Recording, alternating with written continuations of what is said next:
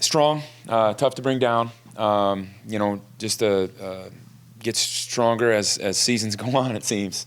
And, you see so many glancing blows on him, that people fall off and he falls forward. Tremendous football player. I mean, he's the guy that they're trying to get going all the time. Even if you can slow him down, because nobody really kind of stops him, doesn't it still play really well into their play action? And their boot game, yep. All that stuff, absolutely right. And that's how it's, that's the catch-22. You're going to leave a lot of one-on-ones with some talented players on the outside if you're going to do a lot of things to try to stop them inside. And so that's the delicate balance that we're going to try to walk.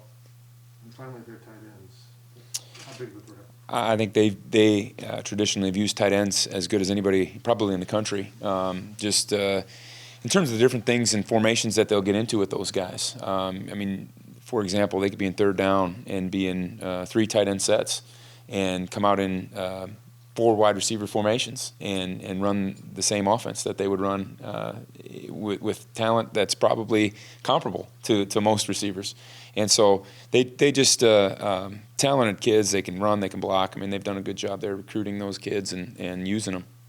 What to you were the biggest issues defensively you had against Oklahoma a couple of weeks ago? We had a difficult time finishing plays. We had a difficult time I think sometimes they say close only counts with horseshoes and hand grenades. And we just let some opportunities slip away, and sometimes opportunities maybe that we didn't that don't show up on the stat sheet. Maybe they're not massive things, but things that could have been tackles for loss that ended up 2nd and 4. Things that may have been plays, things that maybe should have been covered, that a ball got caught in some traffic that because we didn't have good body control, things like that just we're learning as we develop in this system some of the quirks, and we've got to do a better job as coaches getting those guys in spots where they can have control and make those plays.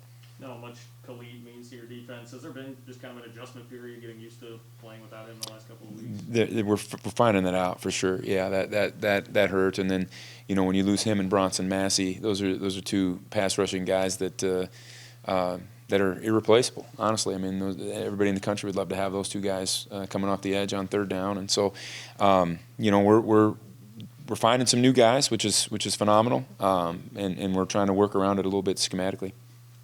As you start going up against more Big 12 teams that play 3-3-5 themselves, do you have to think about maybe going more 4 just to confuse them? Yeah, that's Iowa State's certainly going to know the ins and the outs. I don't think we're quite the same in what we do, but they're certainly going to have the answers for some of the things that we're going to present. Just like I think maybe we'll have some answers for some of the things they present, hopefully. And so, having the week off has certainly made us reevaluate some things, and we'll see how it plays out. Last year when you played Iowa State, Brock Purdy got into a pretty good rhythm against you guys. Just how important is it to disrupt him and get pressure on the quarterback? Yeah, we did a poor job early in that game of getting off the field on third down. I just think of how that game flow went, and I know the first series, I think we were 3rd and long on the 3rd play of the game, and they converted on something that they had doctored up nicely, and they just went down the field and scored. And then on the 2nd series, we had them backed up, and I think it was again a 3rd and medium, and we got a pass interference penalty on a slant that they went down the field again, and so and changed the field position. So it's I think we have to get going early, and I think our guys are going to be jazzed up and ready to roll, and so I've just got to do a job of getting those guys in positions where they can be themselves and go play fast.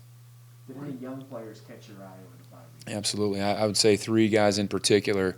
I thought Crew Jackson was phenomenal this week as a linebacker. He's still got things to learn, but I think physically he's bringing some things to the table that maybe we don't have at that position. He's tall as I am, and he runs maybe just a hair better than I do. But and then I thought Amaris Brown had a really good week. And he's played a little bit, but we're just trying to expand his role a little bit. And Cartez Crook-Jones be another one that up front, with the injury situation that we have, we're looking for more depth and more guys. And he's always been a solid guy, but I think he's starting to step into his body a little bit more and be more confident in what he does. So those would be the 3 that just jump out at me immediately.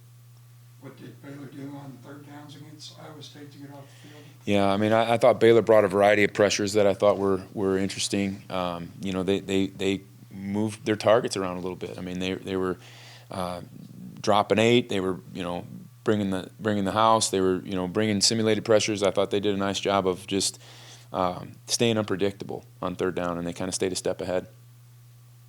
Joe, along those lines, how difficult is it to balance keeping, like you said, unpredictable and attacking the quarterback, but also maintaining the idea of not giving up explosive plays? That's it, and yeah, that's and you know, with us being new in the scheme, you know, when you're years into something, you have just base things that you fall back on, and that's still where we're struggling a little bit. Is just falling back on, hey man, just rules and principles, guys. Hey, we're going to make this adjustment. It's just like this, and we don't have enough seasoning right now to do some of those things, and so.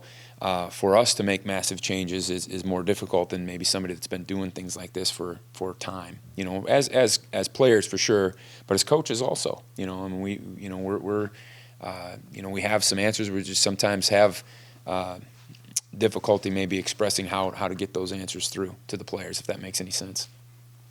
What kind of progress has Wayne Jones made in his transition? Had a really good couple of weeks too. You know, and he was a guy that I think that the bye week did some good for. You know, his body and his probably mental state needed a couple days, as did a lot of our guys. And so he's been rock solid, and you'll see a lot of him tomorrow.